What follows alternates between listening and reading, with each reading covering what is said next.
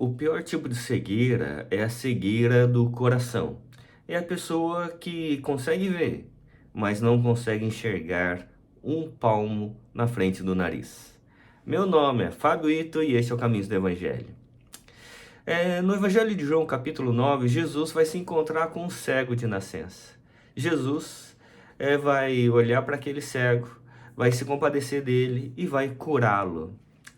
Isso acontece num dia de sábado, e aí os religiosos, que eram assim, pessoas extremamente fiéis e leais à lei de Moisés, eles vão ficar indignados, porque Jesus curou no sábado.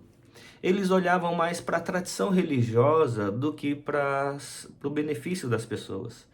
E eles preferiam que o cego continuasse cego do que ele tivesse uma cura no sábado. Eles preferiam que a pessoa continuasse sofrendo, mas mantivesse a tradição religiosa. E eles não entendiam que eles estavam diante de Jesus, que agora a lei de Moisés tinha se cumprido em Jesus. Então agora não era mais para que ficasse voltado para o cumprimento da lei, mas para a manifestação da graça agora em Jesus Cristo.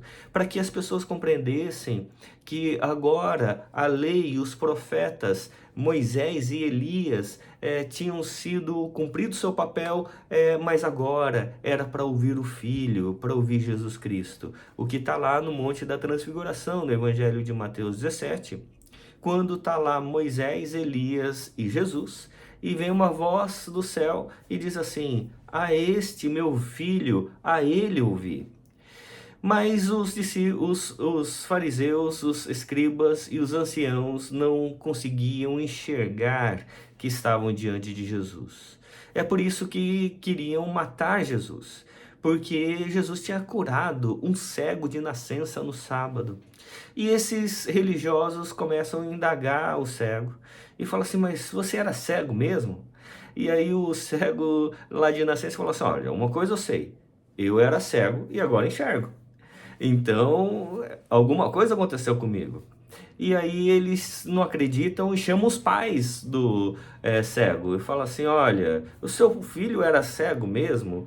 E aí os pais, com medo, né, dos religiosos ali, porque eles eram autoridades eclesiásticas, e falam assim: olha, eu sei que ele nasceu cego, isso a gente tem certeza, mas pergunta para ele já é maior de 18 anos, ele tem idade para responder, porque eles tinham medo. E aí eles voltam pro cego e perguntam pro cego. Falou assim: você tem certeza que você era cego mesmo? E aí o cego, é muito engraçado essa cena, porque o cego fala assim: olha, eu só sei que eu era cego, agora eu enxergo. E outra coisa, eu sei que Deus não atende pecador, então se ele me curou é porque ele é de Deus e eu acho que vocês querem se converter a ele também. E aí eles desconjuriam o cego e mandam embora, e aí Jesus encontra com o cego. E aí o cego adora o Senhor Jesus Cristo, ele consegue ver que está diante do Senhor. E aí Jesus diz assim para o cego: eu vim a este mundo para juízo, a fim é de que os que não veem vejam, e os que veem se tornem cegos. E aí é interessante porque os cegos, na realidade, eram aqueles que viam, mas não enxergavam que estavam diante de Jesus.